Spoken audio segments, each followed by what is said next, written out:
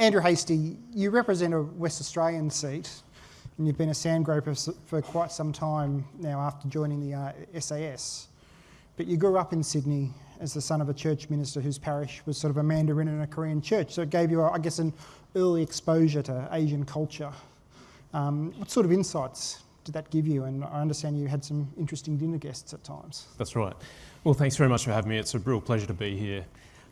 I grew up in Ashfield, right in the heart of the Prime Minister's electorate. In fact, he was the first politician who ever asked for my vote on the polling booth in 2001. You can guess what I said back then. But I grew up in Ashfield, and my father was a Presbyterian minister in an old historic church, and I grew up with a Mandarin-speaking congregation, a Korean-speaking congregation, for a time a Western Samoan congregation. And so my early experience was watching my father lead those congregations and him using translators and the smells of the food after church. The English-speaking congregation, which we were a part of at 10 a.m, we did tea, coffee and biscuits after the service. The Koreans and the Mandarin congregation, they cooked up a storm, as you'd expect, with Asian culture, and the Western Samoans did a hanging every once in a while. So I guess, you know, I really appreciated the wave of migration that occurred in the 90s growing up. And a few of the people who visited my father, one was a Chinese student who converted, he was baptised, went back to China and was put in jail for his faith, and now lives in Australia here. But from an early age I was exposed to some of the dissidents coming out of China as well.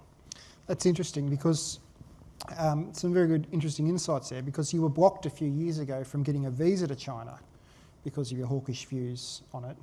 I guess as a military person, you can see the hard power, the strategic challenge that China poses, but as a West Australian, as an adopted West Australian, you also see the economic importance of China through the resources sector. So how do you see China now? Well, I very much wanted to go on that trip because I'd written an op-ed for the Sydney Morning Herald back in 2019, which I copped a bit of flack for. And looking back 5 years now, it's fairly mainstream, the position. But I had a lot of criticism, and I took that criticism to heart, and I was offered a trip to China by China Matters. I got my papers together, we prepared to submit them to the embassy, and the embassy said, don't even bother, and then put out a statement the following day saying, unless I repent of my beliefs, to use the words exactly, I wouldn't be welcome. So I think it was a missed opportunity because I was very keen to see China, and my views remain the same, I guess. I think the Australian foreign and defence policy for the next 20 years will be refracted through the geopolitical competition between the United States and the People's Republic of China. I take Sam's point of view just on the stage earlier. I'm ambitious for Australia too, but we've also got to recognise our constraints as a country with 27 million people, a vast continent to defend, and deeply reliant upon our trade. So the challenge for us is how do we work with China going forward? China's not going anywhere, Australia's not going anywhere. It's something of a paradox, and in life there are many paradoxes which remain unresolved. We're deeply economically integrated with China, we have very strong people-to-people links, and yet China's revisionism and expansionism is driving a lot of our defence and foreign policy. That's the paradox, and I don't see it being resolved anytime soon. Would you be, and then we've seen some sort of comments from Peter Dutton suggesting a bit of a softening of the tone from the coalition around China. Where is the sort of the points of differences if you are in government from, you know, potentially from May next year on a China policy compared to what, you know, the stabilisation approach that we've seen from Penny Wong? Well, my first assumption is I believe the Chinese leadership respect strength. This is what Kevin Rudd told me. I once asked him a question. I said, I'm a new world leader. I'm about to meet Xi Jinping. What's your advice? His advice was be strong. Whether you're in politics or business or anywhere else, strength is important. And so I think that's my starting position. And that builds into my position on deterrence. We need to be strong to be able to deter challenges and threats. But we need to have the relationship through dialogue. And when you're dialoguing with friends or in business or politics, there are always boundaries. And I think we need to have clear boundaries with China as well. So if we have respect, if we have strength, and if we set clear boundaries, we can get along over the next decade and beyond.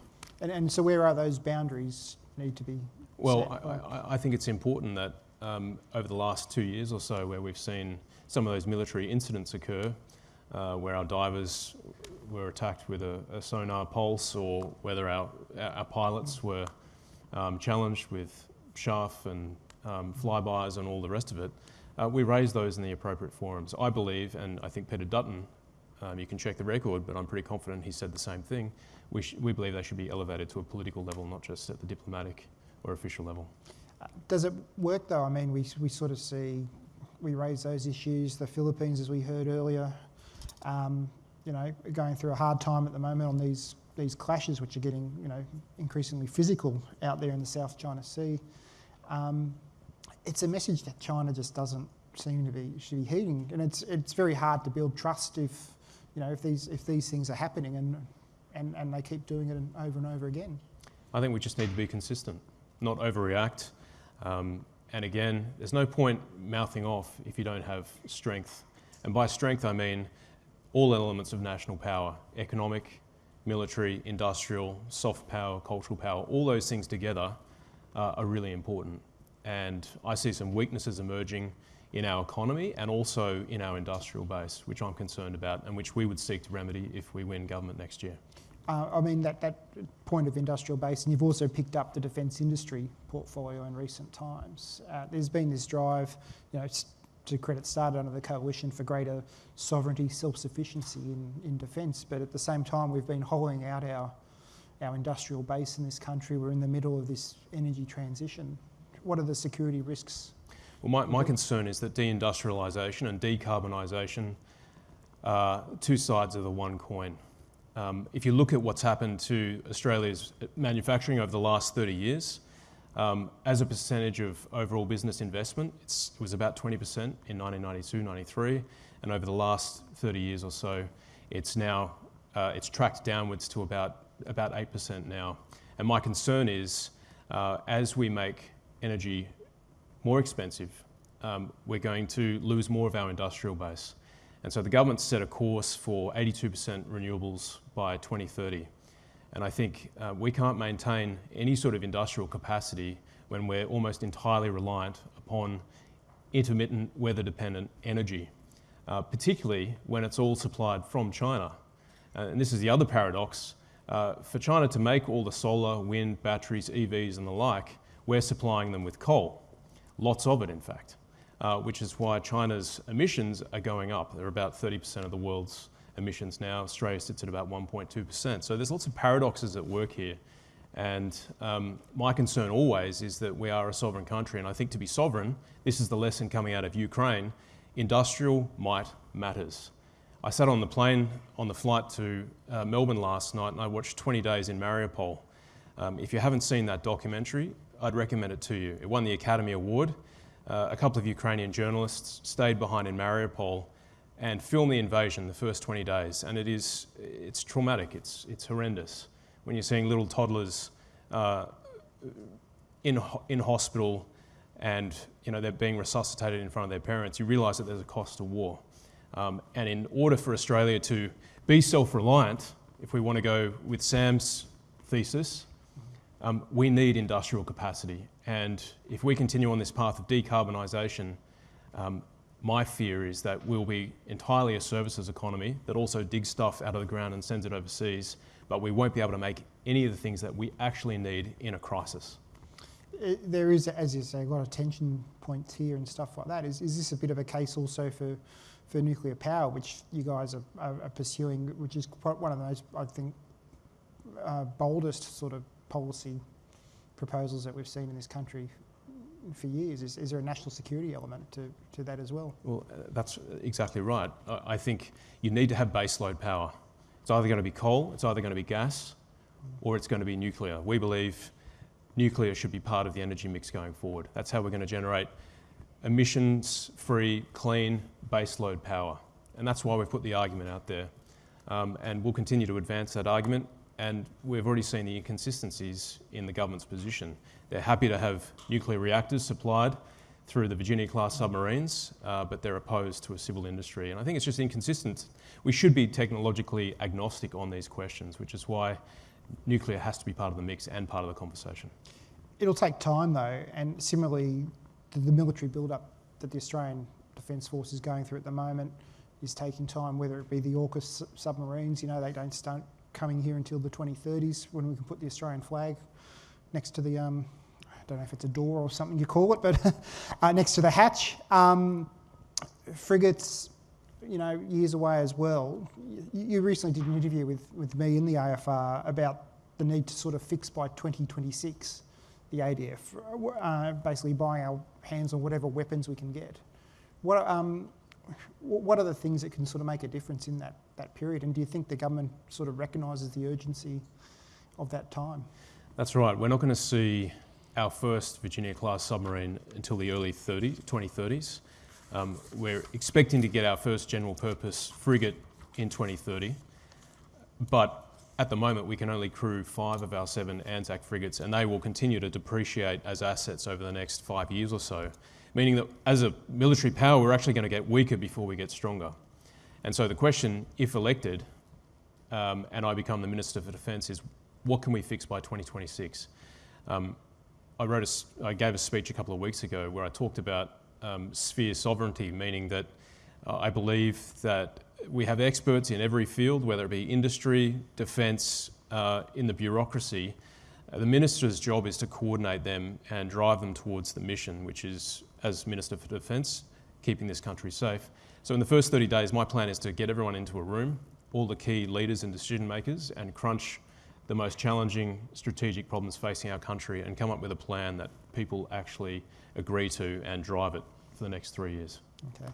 Please, if anyone's got any questions, please submit it through the app, or we'll have a chance for a few open mic session a bit later on. So think about that. You mentioned deterrence. Kevin Rudd talked about deterrence as well, the importance of that in his session this morning.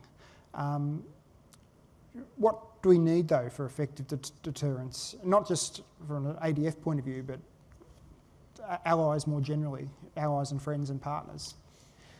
Well, deterrence, first of all, I think is an intellectual exercise. You've got to convince your adversary that it's going to be a high cost to take you on. So you're sending a price signal that you will be very difficult to challenge and to defeat. That's the first thing.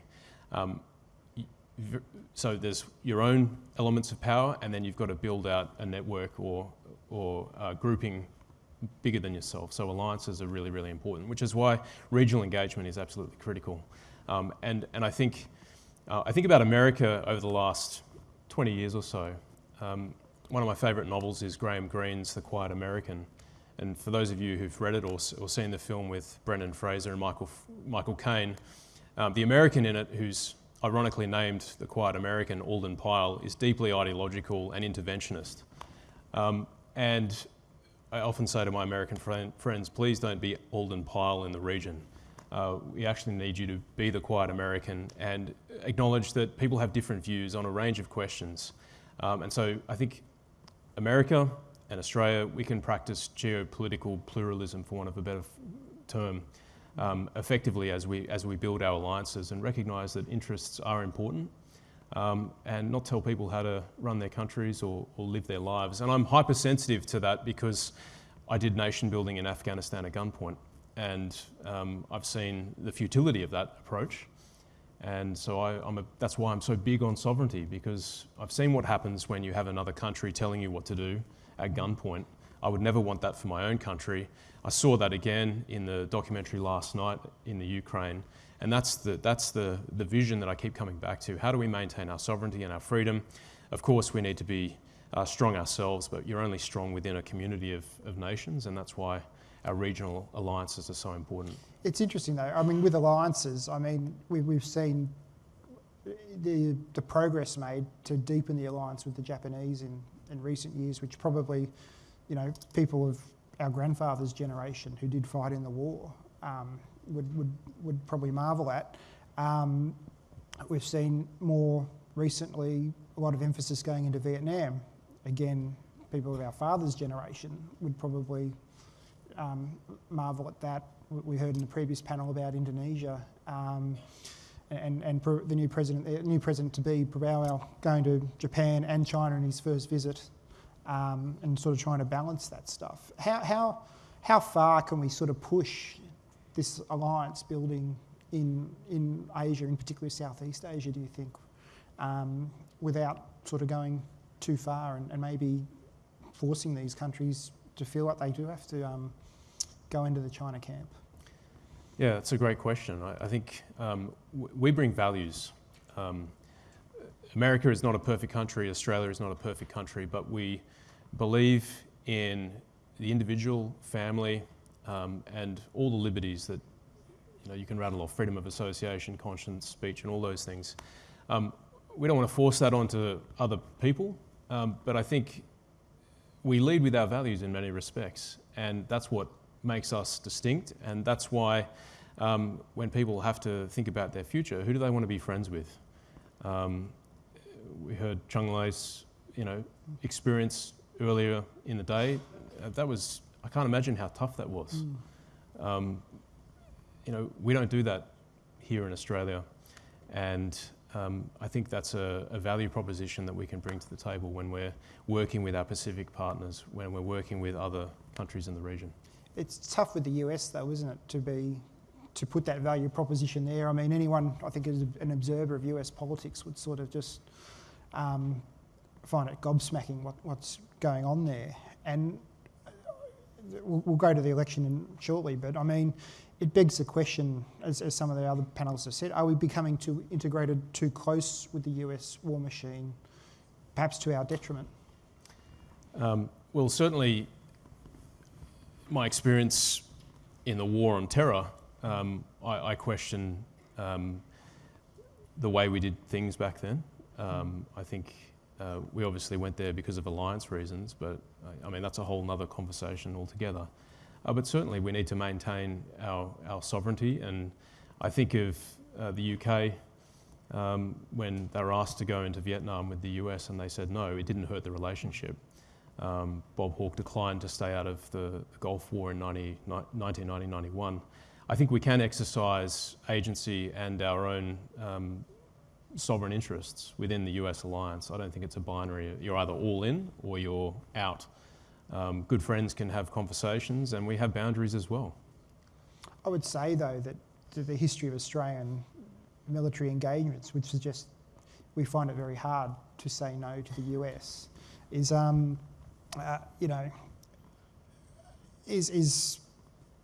simply, going along with the US is at the price tag for AUKUS, for instance, and for the US alliance. It's a great question. Are you talking about future conflict? Future conflict. I mean, conflict. You're defence minister in 2 years' time, and the call comes through, hey, it's kick off in Taiwan. Yeah, I mean, I don't want to get into cliche. I don't want to get into hypotheticals, but I don't, because I look back at history, and to pick up on Peter's point, we've always had an English democratic power providing our security. First the UK, now the US. That's not going to change anytime soon. And again, I come back to the point I started with, which is there are constraints over every country. We could be an energy superpower with all our natural endowments in coal, gas and uranium, among other things. But we're also a massive continent. We've only got 27 million people. We've got a declining fertility rate. That's a problem. And so when we think about our security over the next few decades, we work within limitations, and that's why we're continuing on with the US alliance, and that's why we're investing in our own submarines, S-10 AUKUS. Yes, the Virginia class are a stopgap. We'll have 3 of those, but we want our own sovereign capability. I am conscious, though, that we're up against history. One of my good friends, the late Rear Admiral James Goldrick, he was the Commandant at the Defence Academy when I was there. He's also an established historian in his own right. His final piece, which he published on ASPI before he died early last year, was a reminder that Australia has a habit of failing at mega projects. He talked about our submarine program in the 30s, which we had to abandon because of defence cuts. He talked about the challenge of operating aircraft carriers in the 60s and 70s and what that did to the sustainment of the broader fleet, and also what it did to the defence budget. And so he said the risk with AUKUS is that you go all in on submarines and you neglect all the other capabilities. And I think that's why we can't continue with business as usual in terms of our defence expenditure. Something's got to give. And that's why the government should be making the case for AUKUS and for more investment in defence, which isn't just about buying more stuff, but also about the economic dividends, the research dividends, the employment dividends that will bring us Australians. As a final point, defence industry policy, it seems, over the last decade has been this search and quest to revive advanced manufacturing. The problem is there's only one buyer if you rule out all the export markets. And so it's very difficult for business to have any certainty. And that's the challenge for us. Criticism of AUKUS comes from the region, and not just China though. You know, other sort of countries have raised it concerns. The point about it being heavily Anglo-centric. How do we reassure the region over AUKUS? Well, I think a strong Australia in an alliance framework, when you consider all our partners in the region, is a net win for regional security. So having a strong Australia helps Indonesia. It helps our other partners in Southeast Asia as well. So I don't think it's a threat. It's not a leap back into some Anglo-Saxon past either. You just look at the diversity of our respective countries now. Things have changed a lot. Penny Wong mentioned Robert Menzies today. I wanted to put up my hand there and say, you know, the labour movement at the turn of the 20th century really supported the White Australia policy. So you've got to be careful when you weaponise history like that. But certainly Australia is very diverse now. You see it in my office. I have people from Sri Lankan, Chinese ethnicity working for me.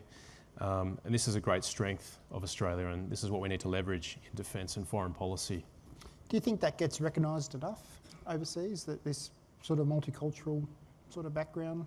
I don't think at all. I don't think so at all. I think we've got an amazing story to tell over the last 30 years.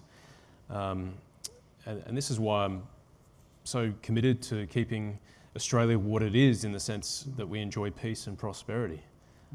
When you've been overseas and you've worked in war zones, the first thing you come back is you think, thank God we've got this wonderful country with working infrastructure and essential services. I mean, people just don't really appreciate how good we've got it. I do note the irony of two blokes called Andrew talking about multiculturalism. So yeah, there we go. Well, yeah. I can claim back to 1790 Second Fleet, so courtesy of His Majesty's government at the time. Are there any sort of questions out there? If anyone does want to ask something, please, if they can sort of raise their hand as time ticks down. And if you're keen to get to cocktails, I understand as well. So. Yeah, but look, I guess just to sort of wrap things up from me is that we live, you know, in interesting times, as the cliche goes. We live in very uncertain times, as politicians have sort of told us for many years now, particularly through successive defence white papers and things like that. If you had a chance to sort of, you know, crystal ball gaze, what do you sort of think the rest of this next decade sort of looks in a sort of strategic environment? What should we be scared of? Yeah. Look, I believe, I'm not a fatalist. I'm not a Marxist, obviously. So I believe in agency, and I believe in the importance of political leadership, and I also believe in good statecraft. And Graham Allison, at the end of his book on the Thucydides trap, he comes to the point, how do you avoid war? Well, he finishes with a call to great leadership and to, you know, good people serving in public office.